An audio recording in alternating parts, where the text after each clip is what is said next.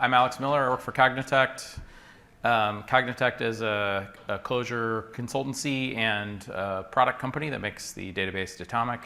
I'm kind of an odd duck in that mix, in that I actually work full-time on open source, in particular Clojure and a lot of the Clojure contributed libraries. And one of the things we've been working on for about the last year is this new library called Clojure.spec. And so I'm going to be talking about that today. I'm going to start by stepping back a number of steps and talking more generally about Clojure and sort of the problem, the reason for why you might want to use Clojure, and then tie that back into Spec. This is my dog, Jake. I mostly just wanted to have a picture of my dog because it makes me happy. But sometimes he looks at me like, what are we doing here? Like, I don't know. I have no idea what you want me to do, but it's usually I want him to stop eating something. So what are we as programmers doing? I think that the majority of us are probably writing programs that do one of these things. We're getting data, manipulating data, storing data, searching data, transmitting. We're just moving data around, right? We're taking these bits and shuffling around to different places.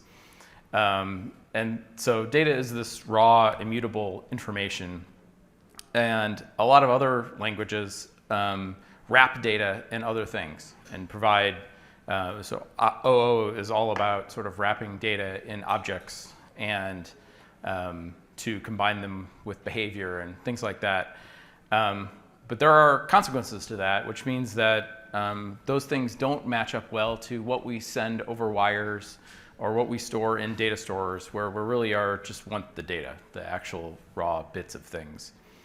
And so Clojure has this very tight relationship with data. It really embraces data as the thing that we actually care about and the thing that we want to, the thing that we really want to work with as directly as possible. And so we have this ability to represent data with data literals, to represent maps and sets and vectors and things like that just directly in the syntax of the language. We have the ability to read data just as a part of the language and emit data.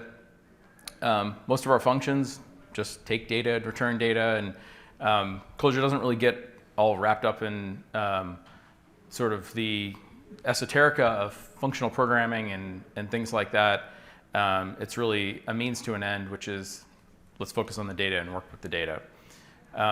So we represent this information as just plain data. That's the key here. And then we have ways to do things like transmit those over wires or store them, and there are a couple different things for that. I'm not going to talk about those much more. So the Clojure promise here is that most of our programs can be data and functions on data. And if you want to, there's a lot of things that Clojure provides and does, and a lot of philosophy involved, but this is it. This is to me is the reason that I like Clojure and that I care about Clojure. And it's the overriding thing as we make decisions and think about things. And the contention here is that these programs are going to be smaller, simpler, and more robust than OO programs or other programs in other languages that do the exact same work. To really let all the non-essential ceremony fall away and just try to get down to the simplest sort of expression of I have data, I want to manipulate that data. And so really our goal here is really to make programming with data idiomatic. Like that should be the natural thing to do. And so Spec comes in, and we're going to talk about what Spec is, but the thing I want you to keep in mind as we look at all this stuff is that it really leverages and extends Clojure's embrace of data. Clojure data is ubiquitous in Clojure. We use it for everything. We use it, we don't, if we need a configuration file, we don't go use XML. We use some Clojure data. So, and if we want to describe something, we use Clojure data. And if we want to describe, data going over a wire or whatever, we use data. And Spec is also data. So when we get to the end, near the end of the talk, I'll talk about that a little bit more. But because we have this ubiquitous data representing everything, all these domains in terms of the same simple set of Clojure data structures. That means that once we have the descriptive power of Spec to add to that, it applies to all those different places. And so it has this immediate applicability to a lot of different things inside the Clojure ecosystem. And that's really gives you a lot of benefit for adding one thing. Why Spec? So so programmers like dynamic languages because they want flexibility. But dynamic languages have trade-offs. There are things that you give up with dynamic languages.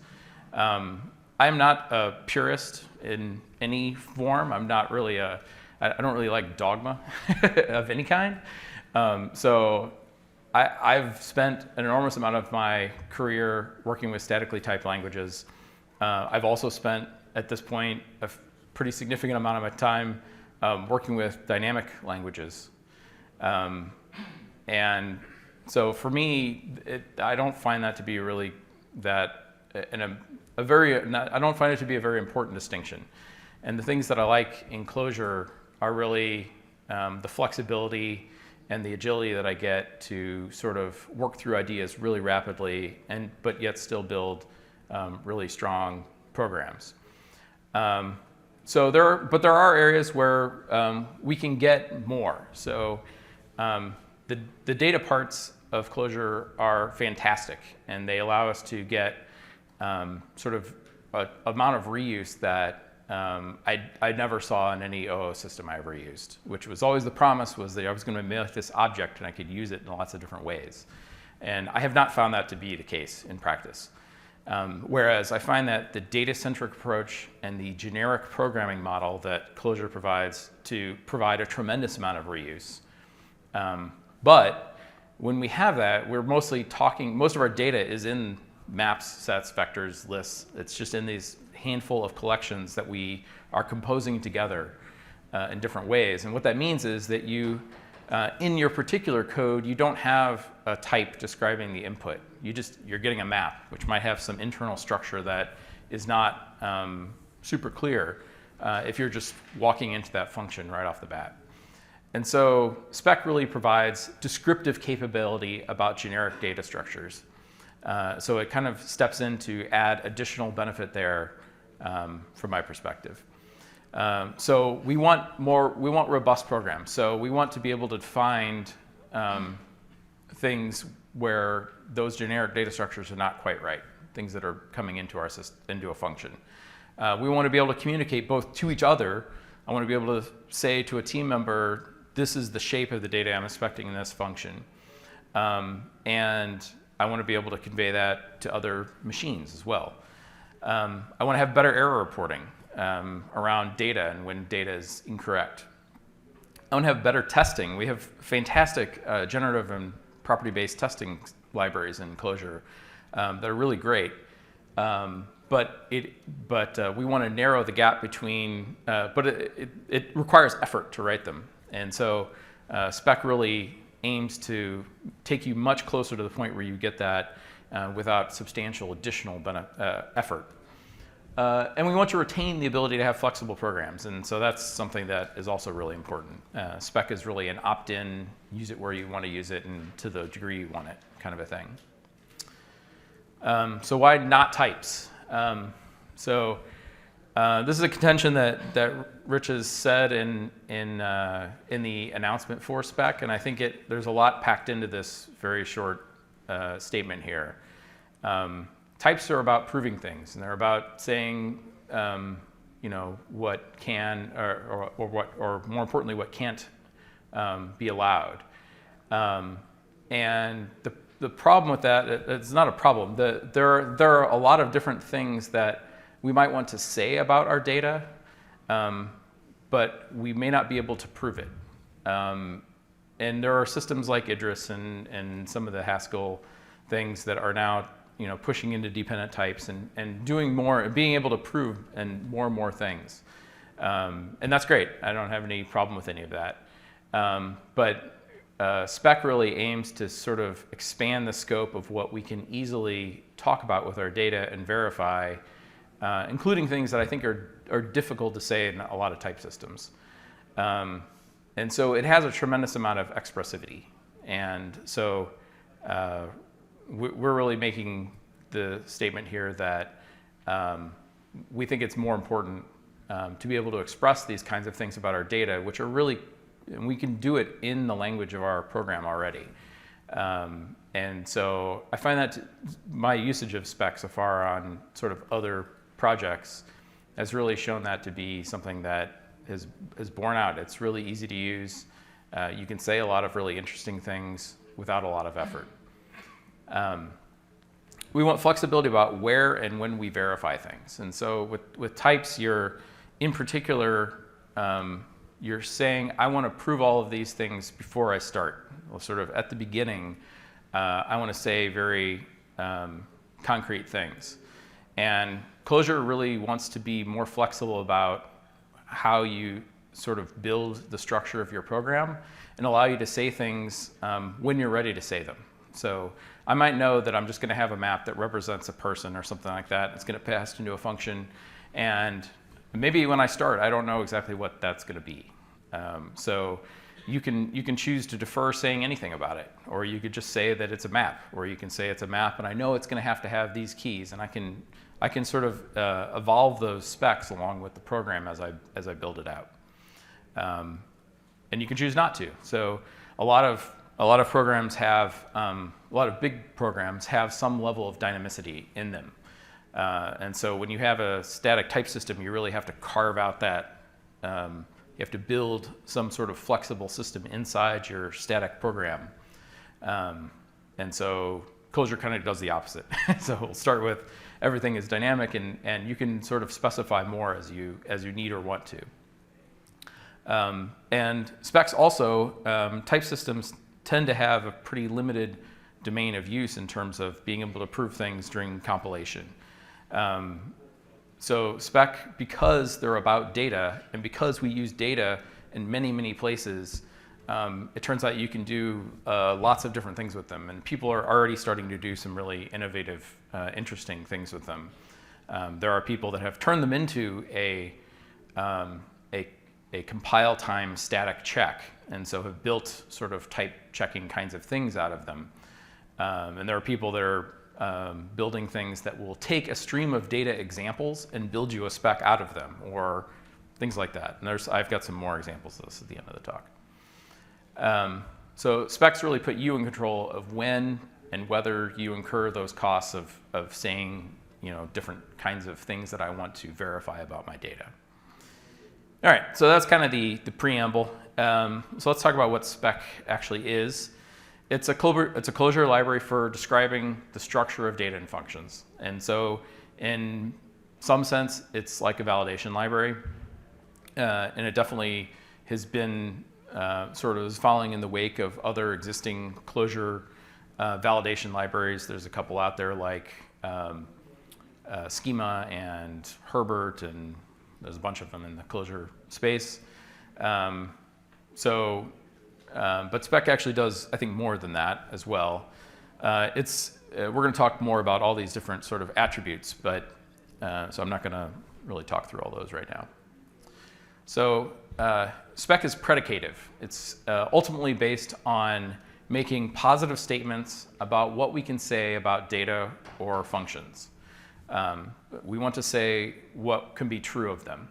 And I find this is a really great, whenever I'm like looking at a data structure and for somebody asks me a question on Slack or something like that about like how should I spec this and what should I be saying here, I go back to this, and I think it's a great sort of guiding principle of what can I say about this that I know must be true. Like if I can answer that question, like that's probably a good spec. And sometimes that's broader, sometimes that's more generic than what you might start with. The predicates we use are arbitrary. They're just functions. So in Clojure, we have a big library of functions as part of the standard library. There's a bunch of predicates in there. Those all work great. The predicates you might happen to have lying around your own library, those also work great. They're just functions. So functions that take a value and tell you some logically true or false value of does this thing evaluate as true according to this predicate. So is this an integer? Is this order overdue? Things like that. You can also use sets for enumeration. Sets are, in Clojure, sets are functions of their elements. So they will tell you whether or not the set contains the element. And so you can basically just use a set for any sort of enumerated values. And then we have a bunch of different composites, things that combine together predicates and other specs to build more complicated specs. And we sort of the starting point for that is and or. So there are variants of those for specs. But then there's some other ones we'll talk about too. So I've managed to talk for 15 minutes without actually showing you a spec, so I'll show you a spec now. So you get to start to see some of that. The first line here, we're going to load the Clojure spec library. I should ask, how many people have used Clojure? So good chunk. How many people have used spec? Few, okay. So I will, since look like maybe half or so are not too familiar with Clojure, I will try to explain a little bit, but I'm not going to explain to you all of Clojure in the context of this talk.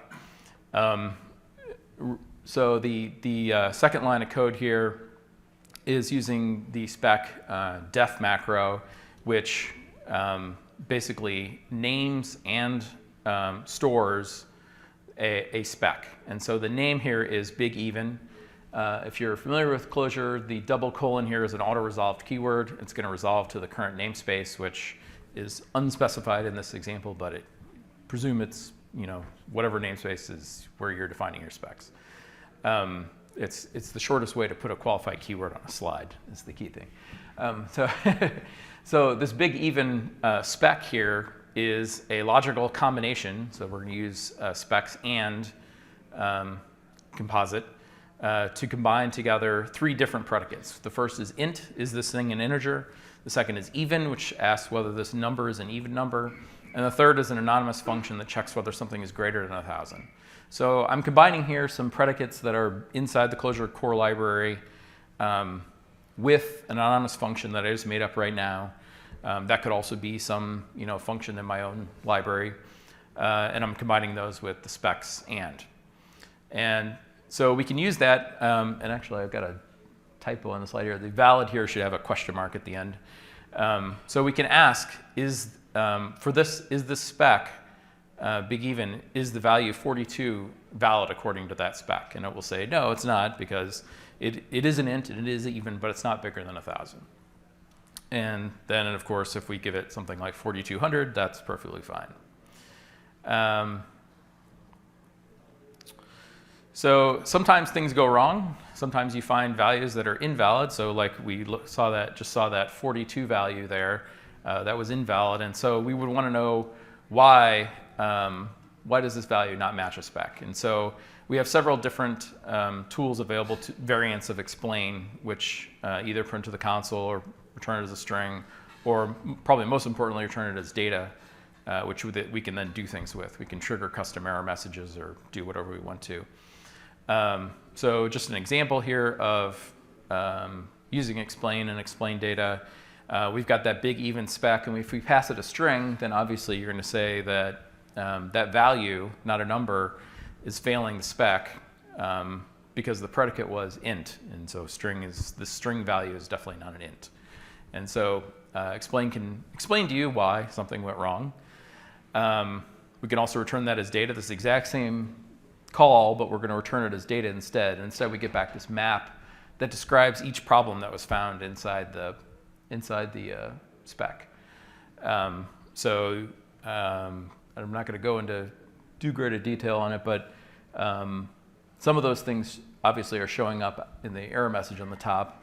The path and in are also going to describe to you the path through a nested set of specs to basically tell you, if I trace through all these specs, I can find, sort of understand how in the overall spec, I found here there's only one top level basically, but you can find this nested thing. You can also find the in is also going to tell you the data path in the root data value to find the actual individual value that's failing a spec. And so those two things combined can give you a lot of power to figure out what went wrong.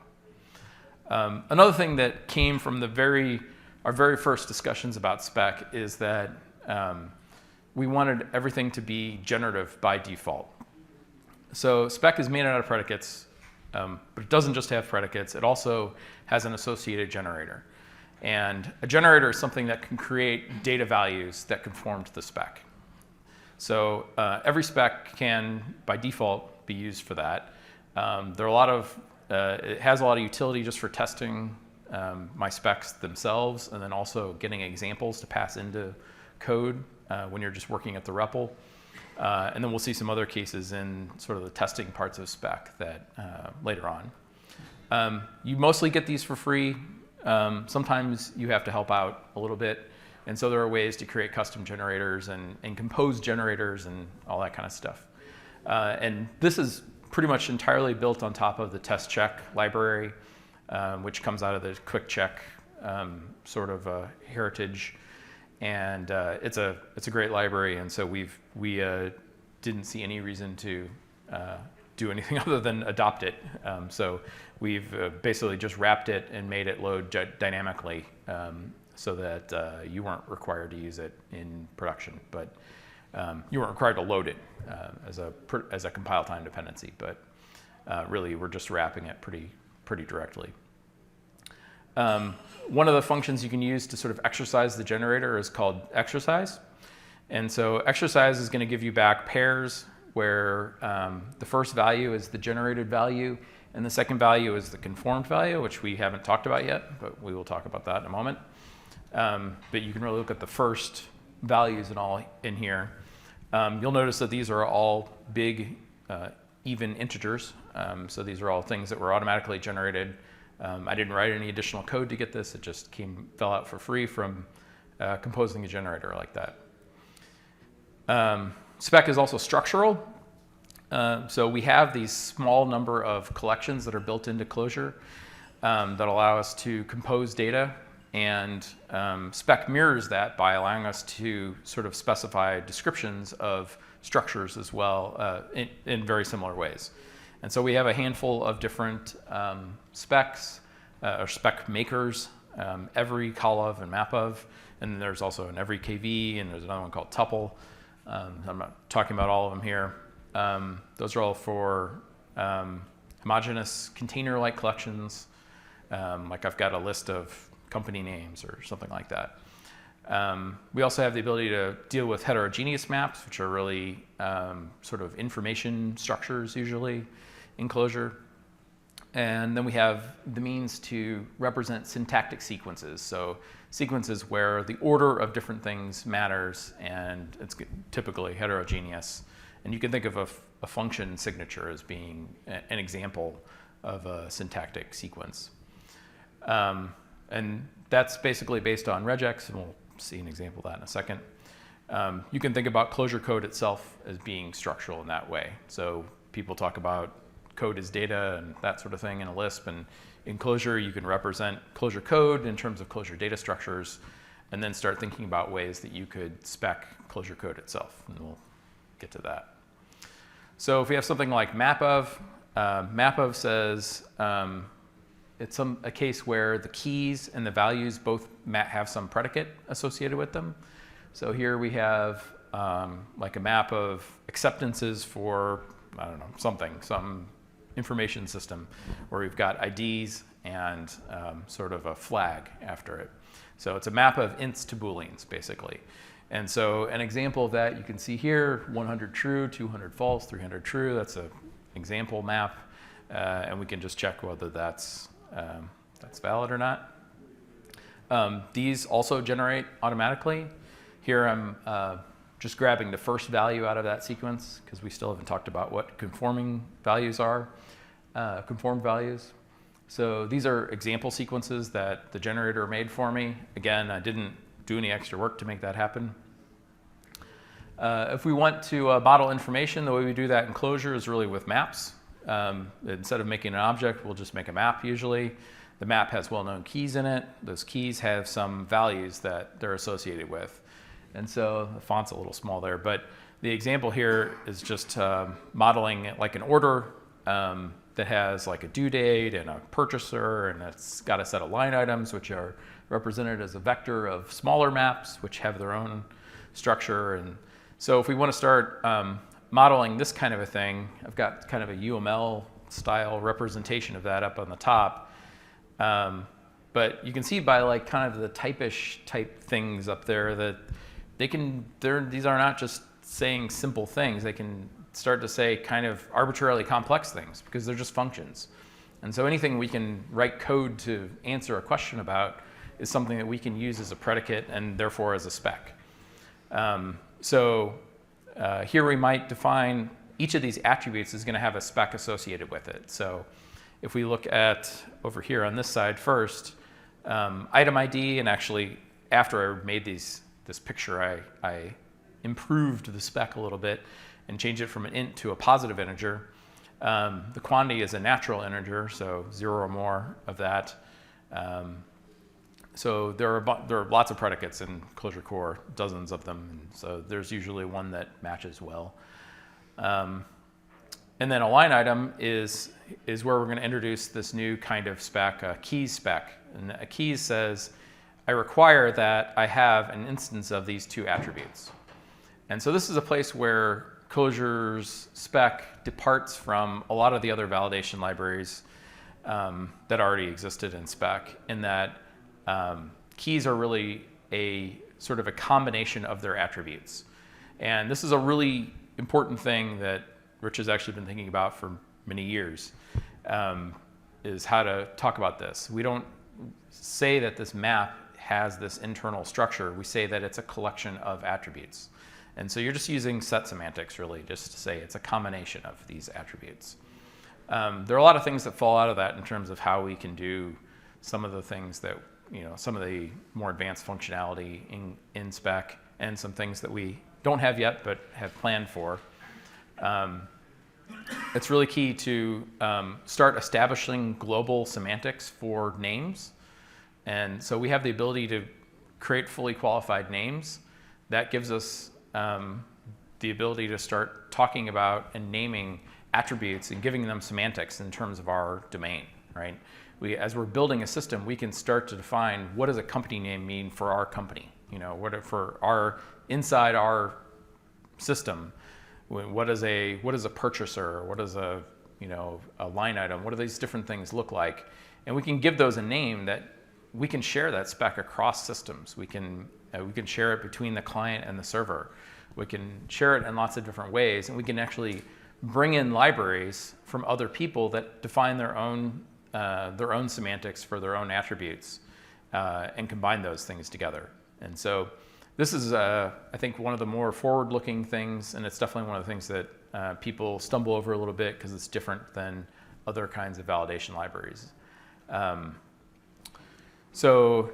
we have a purchaser here. We've got line items. The line items is just a collection of the different line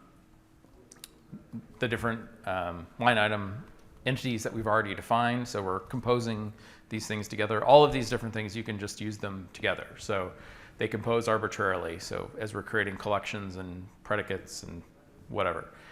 We can also use just the, I don't know if I have an example of this in here anywhere, but I mean, you kind of do in the keys, in that the required attributes are just saying the name of the spec. So you can always use the name of the spec as a replacement for the spec itself.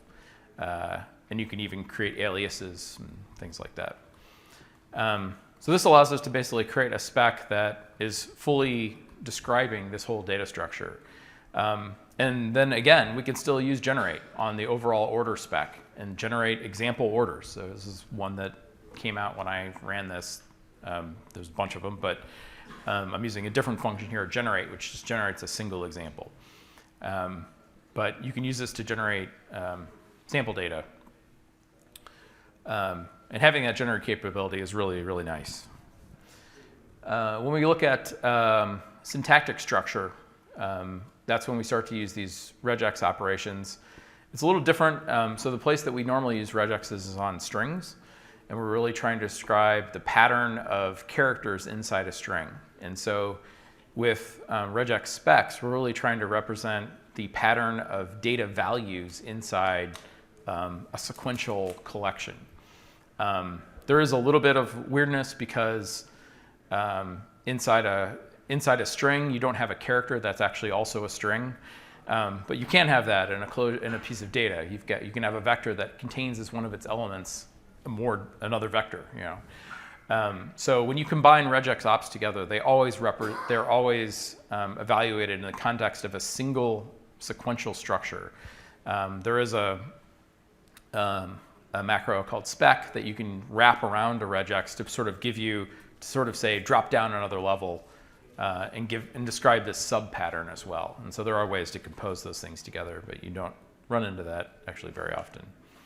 The regex operators you have available to you are concatenation, alternation, and then 0 or more, 1 or more, 0 or 1. These should all, if you've done any sort of regex type stuff, these should all look familiar. The one thing that we add that's a little bit unique is the ampersand one, which allows you to sort of say match this regex, but then also guarantee that it matches these additional predicates. And so that's that gives you a lot of escape hatch room.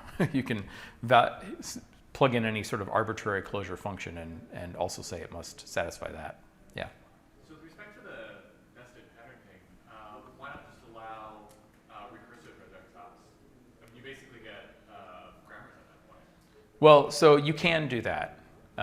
So you can do recursive, because you have this indirection through the name, it is possible to do recursive regexes anyways. But you need to know, am I still describing the outer structure or the inner structure or not? And so there are ways to do both, basically. By default, you're always describing the sort of outer collection, and then you have to sort of insert this wrapper to say, I want to drop down and now be in a different level of context. So yeah, you can do recursive things and stuff like that. Yeah, trees and stuff like that. So I don't know if you're familiar with like destructuring is a recursive syntax in Clojure for pulling apart a composite data value. And so we have a spec for destructuring, which is a recursive spec that lets you represent all that, which was really fun to write. It took a long time. So as an example of sequential structure, so here's structures to represent points and lines. And yes, there are other ways to represent points and lines and other ways to spec them even, but I think it's a pretty easy example to get familiar with. So if we want to say that a sequential collection of an x and a y value is a point, I'm going to describe that with a cat. And so the cat it's got x and a y value, they're both integers. And then I can check an example of that and just pass it 1, 2. I can then start to combine those things into like a line segment. And so a segment would have both a starting and an ending point. And you'll notice that, and you probably didn't think about it when I did the first example, we had these x and y labels that label the components of our structure. So when we get to the segment, we're also labeling. We've got start and end, which are keywords indicating the components. And so those are used for talking about for two things. When things don't go well and you have an invalid value, we can talk very precisely about which component of the value was invalid. We can also talk about, if you do parse it successfully, we can actually give you a structure that tells you which each component, like what it mapped to. And I'll have that example of that in a couple slides. So here we've got a combination of a point, a start point and an end point. And you'll see that we then have 4 integers that are showing up in a row there. It's really the line segment from 0, 0 to 1, 1.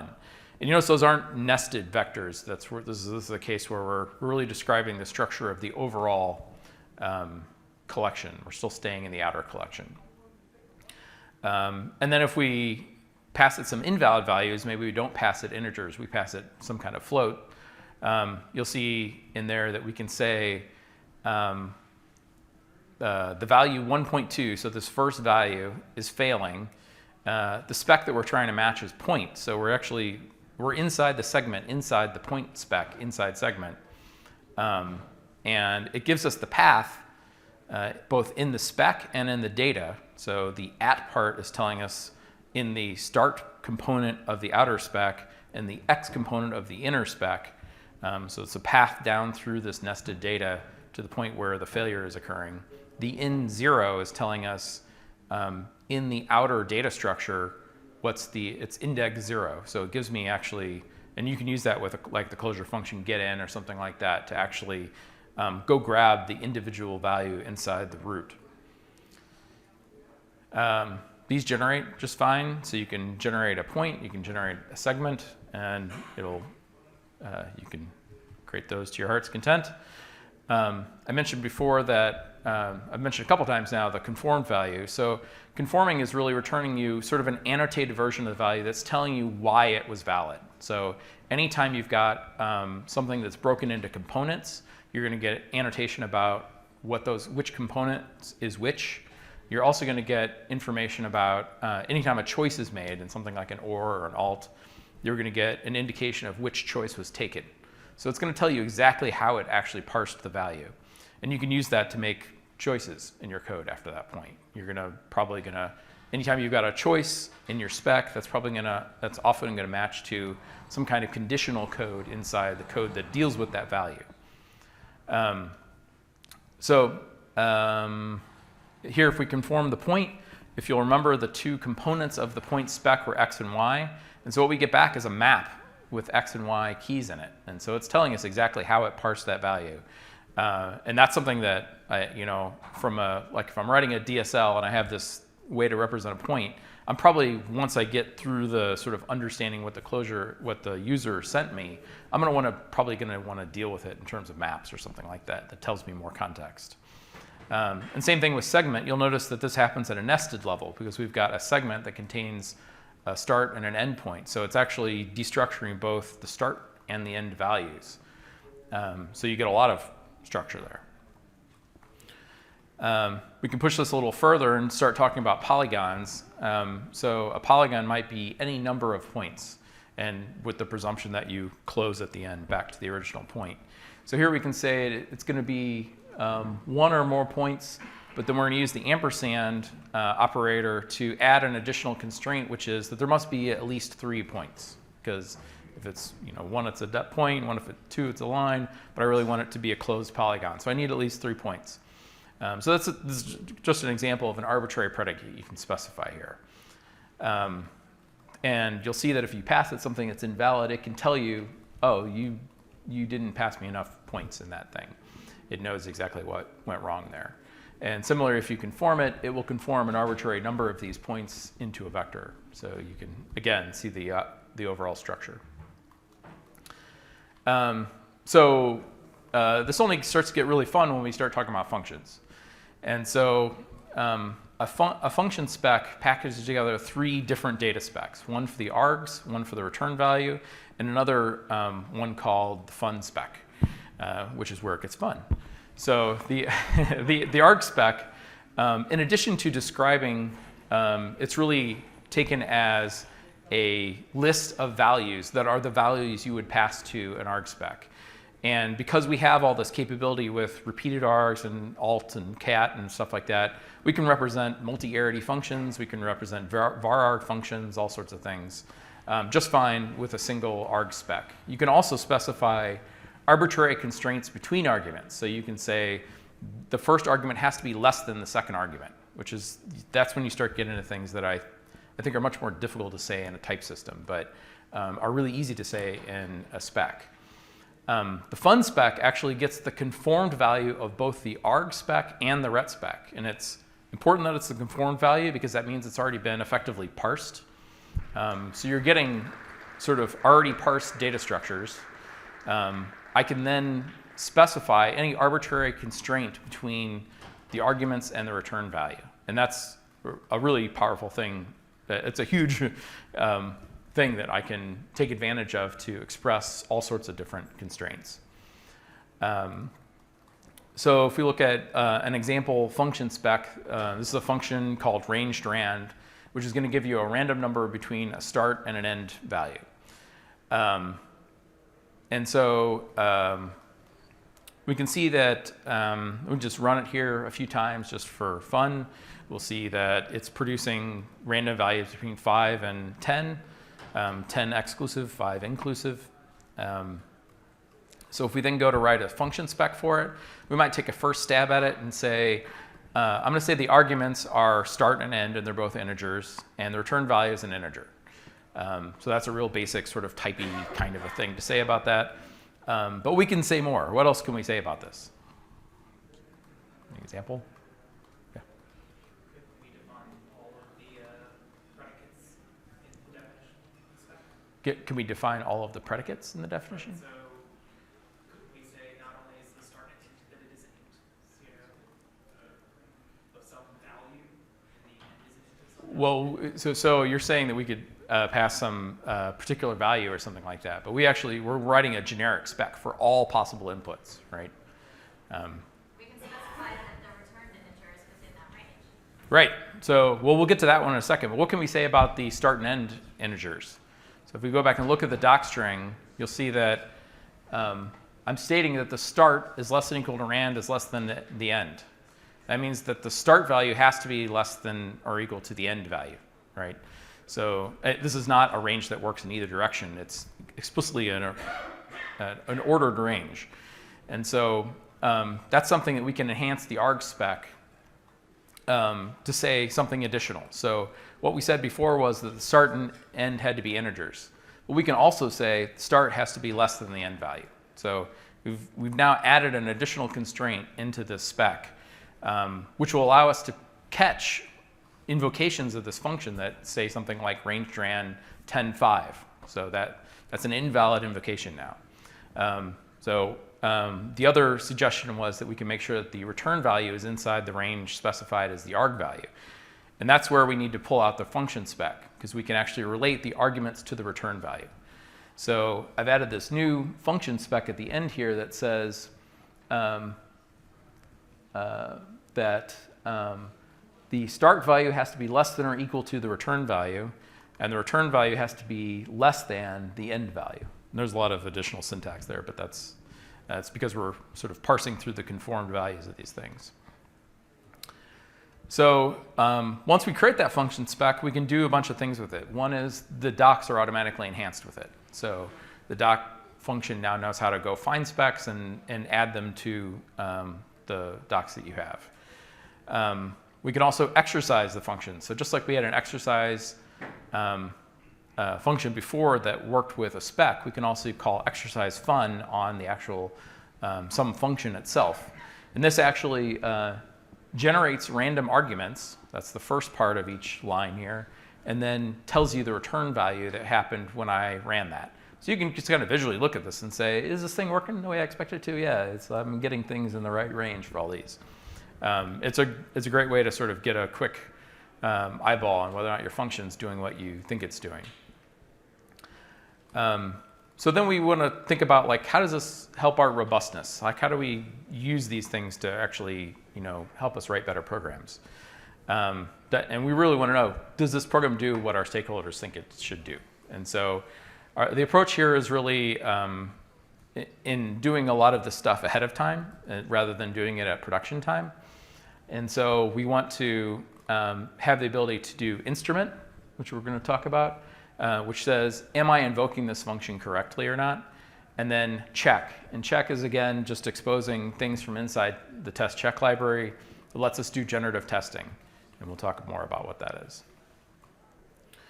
So with instrument, when we instrument a function, it basically takes the var representing the holding the function and replaces it with another var that will check the arg spec on the incoming args. And if we call that with an invalid set of values, we're going to get it back an error. And here I just called instrument with a single symbol, but you can call it with collections of symbols, and actually you can actually call it with no args as well, which says instrument every function that has a spec. And so when you're running at the REPL, that's not a crazy thing to do. You can just say, just instrument everything that has a spec. And some things in Clojure Core spec have specs now, and more of those are coming. And so you can catch errors a lot earlier and get much more explicit error messages than you could before without spec. With generative testing, we want to try to enable automatic generative testing if you went to the trouble to write a function spec. And so the procedure here is to use the args spec to generate inputs. You invoke the function, you get the return value, you check the property that the return value satisfies the ret spec. You also check that the args in the return value satisfy the function spec. So if you've gone to the trouble to specify all those parts of the function spec, it will do this 1,000 times by default. So you'll get this, and you can override all those things. But you can basically automatically test that the function is doing what you said it should do according to the specs. And so if we run check on something like ranged rand, this is a successful check. It basically said, I ran 1,000 tests. It also reports the random seed it used. If you want to, you can actually pass that back into another call to check to reproduce exactly the set of calls that it made. And sometimes things will go badly. If you run this check enough times, you'll eventually see an integer overflow. And we don't have time to discuss all the reasons why that is or what you would do to fix that. But it's kind of interesting. When you do get that, you'll see a lot of information. So this is one single failure that's being reported here for ranged rand. The important things to pull out of here, you can see that it's throwing an arithmetic exception that's an integer overflow. So that should tell you something. It's reporting, it's reporting that sort of the other big awesome feature of test check is that it will actually take a failing set of inputs and try to shrink it down into a simpler set of inputs that still reproduces the failure. And so here it's actually done that, and it's not found a very interesting shrunk example because pretty much it's just going to be big numbers basically that cause the overflow. But when you're doing a complicated test, this can be a life-saving thing to find, a simple kind of a error. There are some additional helper functions that help summarize these things and give you a little bit nicer reporting. So the basic advice here is to not use these things, check, instrument, assert, and production. They're really for things to make sure your program works. And they're things you should be using in advance and building into your test infrastructure and your CI system and all that kind of thing. But you can use spec at runtime for things like validating inputs, or parsing DSLs inside a macro, or generating data in some cases. So there are some use cases for that. I haven't mentioned it all, but all of this stuff also works in ClojureScript. So you can write one spec and use it for the data I'm using in ClojureScript in my browser, and then also use the identical spec to validate the data that I have in the backend, in my backend systems. That's pretty awesome. And those are the main things I want to say about spec. I do have a number of more slides, which I'm calling the bake your noodle slides.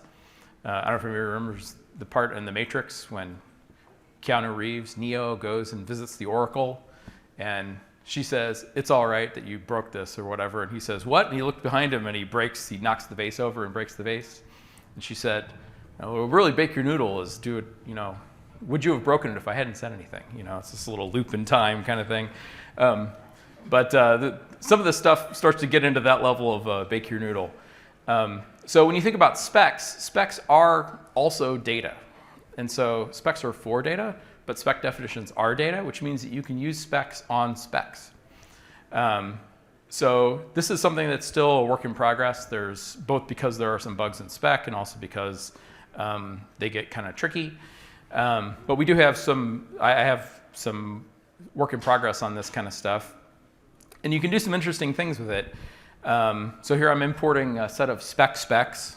This is not in the sort of published stuff, but it's out there in a ticket that it is public, I can point somebody to. So if we have that point spec that we had before, we can call this function called form. Form will give you back a fully resolved expression, Clojure data, that represents the spec that you have. You can then conform that spec, you can conform that form based on the spec describing a cat form. It's really hard to talk about this stuff. And so what I get back then is actually the conformed value representing the spec. And that's just normal data like we're used to dealing with, right? It's just maps and keywords and that kind of stuff. And so I can then do something like manipulate it, right? I can transform that spec in some way. And so here I'm calling update in to take my XY point and add a Z component to it. We then have a way to run conform backwards. So unform is sort of the inverse operation of conform. It takes a conformed value in a spec and gives you back the original value. And so I can take this transformed value and run it backwards through my cat spec, and I get back a new spec at the bottom here, which is the concatenation of X, Y, and Z. So I've successfully transformed the spec here directly. Once you can do that, you can think, well, I don't even need to start with an initial spec. I can just start with the conformed data and work backwards. I can use that to actually programmatically construct specs to do whatever I want to do without having to build things that look like code, right? So this is an example of sort of building an OR based on data and working backwards. This is an actual excerpt from our chat room about a year ago, where I was talking about writing a test for spec or something like that. And Rich said, we should only need one test for spec. It should just randomly generate specs using our generators, and then we can generate data using the generated specs, and then we can conform the data to make sure that the data conforms to the spec that we generated. I did not understand what he meant when he wrote this. And so I tossed a joke into the chat room, went off and worked on something else for a while. So it took me a while to actually fully understand what he meant here. But it was kind of one of those mind-blowing things. And I'm like, yeah, okay, whatever, Rich. But I have actually worked on this. And it's not finished or anything like that. But you can do this, and it's kind of interesting. Writing good generators for those specs, though, is difficult. And so that's the place where writing the specs for specs is actually pretty easy. They match pretty well as regex specs, but writing generators that actually generate things that you'd want to look at is a little more challenging. But it's a work in progress. Yeah. So I used to do some work in this area with respect to parsers. Mm-hmm. Because parsers are generative by definition, right? That's Yep. actually how they're formally defined. And so there's this interesting thing where you can talk about testing parsers by sort of like generating input that they would generate and going close to the loop. But what it generally came back to, just from a soft process standpoint, was you have to have some place to ask and answer the question, what is it you want? Right. And so if you try to like remove that, well, you can end up with something, but just like a completely untrained like machine learning model, you don't know what question you answered or formed or anything. Right. And so just to repeat it, the point was that you can test parsers or by sort of generating random things that you're trying to parse, right? But that they might not have a lot of meaning to them. And so that really gets into the notion of sort of creating models for generators. And that's something that is another whole really interesting topic, which I don't have any slides on, but something we've spent a lot of time working on. And so using some of the tools inside test check, like fmap and bind and things like that, and thinking about the ways, like I've got an example, I don't have it here, but I have an example where if you look at something like a square that's supposed to be, aligned to a grid in your XY coordinate system, generating 4 random points does not give you a square, right? So, but if your goal is to generate squares, you can totally do that. You want to generate 2 x values and 2 y values, and then assemble those into the points that make a square. And so, and the additional constraint, once you get into this, is that you want to make sure that the 2 x values are not the same and the 2 y values are not the same, which my generator, when I wrote this example, immediately produced such things, and then you get a line or a dot instead of a square. So that's, when you start to get into more advanced generation, that's the kind of stuff you start thinking about. Like, or if I've got, a social graph, I don't want to generate random nodes and random links or something like that. They don't match up. You need to generate the nodes first and then generate the links between the nodes that I already created. And so it's that kind of like modeling is sort of the next level spec. But there's definitely tools for doing those sorts of things. And they can be super powerful. You can we've had a few people really push this in the consultancy and generate whole domain models for people, based on generators. And fortunately, because a lot of specs will automatically generate, you can kind of, sometimes it's useful to write a spec and then write a custom generator that's actually a generator for a different spec. So you say, my random inputs are, my spec is for strings, but when I actually test, I actually want those strings to be one of A, B, or C. And so it's really easy to say, give me the generator for the enumerated set A, B, and C, and just use that generator in testing. And I know that's good enough.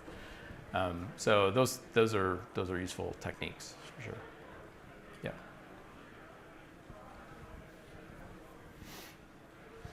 I think you were just about to allude to this, or you might have earlier in the talk, but a common problem that we encounter in property-based testing, like test check and quick check, is that a large swath of valid test cases are very uninteresting and won't find bugs. Right. So does Spec, Clojure Spec, give you any sorts of tools outside of what test check gives you to kind of deal with that problem and find those interesting edge cases? Do you have to, does that come with Spec, or do you have to drop down to test check and write your own generators? There's a couple different answers to that. So this is something that's come up. So you want to test famous values, right, or whatever, zeros and infinity and whatever. And so some of those famous values tend to be near the beginning of a small generator, right? So generators generate values that grow in complexity, and sometimes the initial one is like nil or 0 or whatever is the special value. But in cases where you don't have that special value, if you know those are out there, you can, like I was just saying, you can create a set of those special values and then pull the generator for it and forcibly test those values. Like you can it's a little bit more manual. Or you can drop down to test check and build a custom generator in some way. And then I think Gary Fredericks is the current maintainer of test check, and I think he actually has been, I've seen some conversations he's been in about this problem in particular, and I don't know if there's a bunch of things in test check beyond the version that we're actually relying on in Clojure right now, and I have not had the time to really do a thorough review of what all those things are, but something like that might be in there. But I would be curious to hear later about how you guys are doing. Small elaboration. I think what I was trying to get at, but didn't say so eloquently, is that often what happens is if you have an arbitrary predicate over a generator, which Spec would probably create for those anonymous functions, it's not going to necessarily know how to generate a value that succeeds on those. So you'll end up throwing away a lot of test cases trying to find a valid generated value. Right. Are you talking about higher order functions in particular? Yes. I didn't talk about those at all, but there is a way to spec anonymous functions, and it will then generate a function that basically exercises the return spec of the anonymous function spec. And that's often not good enough. And it's possible to make them better by basically improving the generator of the ret spec of the anonymous function spec. But sometimes I find in a lot of cases that's not worth it. You can piss away a lot of time trying to solve that problem and make a really awesome anonymous function spec or something. But in general, I have not found that to be super profitable. It's usually better to actually under-spec it, and I'll spec it just with a predicate that verifies it is a function. That's a really way under-spec'd, spec. And that's kind of the interesting thing, is that there is some art to this when you get into real functions and real examples, that sometimes you want to over-constrain it just because I know the years I'm accepting are not just integers, they're actually integers greater than whatever, I don't know, and less than the year 3000 or something. So you might want to actually over-constrain it. You might want to under-constrain it and say less about it, just because it's too complicated to say the real thing. and then you just want to test that in a different way. And so you run into those situations. It can be pretty subtle at times. Yeah. This might be too advanced for here. Can you give me a rule of thumb to distinguish between using s/alt and s/or? Yeah, so alt is the regular expression alternation operator. And generally, there's no reason to use that unless you're using it in combination with other regular expression operators. And so that's the place where you usually see it, is I'm defining the arg spec for a multi-arity function, and I have two different sets of possible arguments, and I'll use alt in that case. In general, you don't want to use or when you're either inside of or containing other regular expression specs, because that's going to create, because it's not a regular expression spec, it's going to create another nested sequential context. And so you're going to be inside, a vector that contains those options instead of in the outer context. There are a whole bunch of cases where using either of them gives you the exact same result. So that's confusing. But that's the general thing, is that if it's either containing or contained in another regular expression operator, then I'm typically using alt for that. Yeah. I think we're over time, actually. So I don't want to go over time and make the next person late. So stop there. I'll catch you after the talk.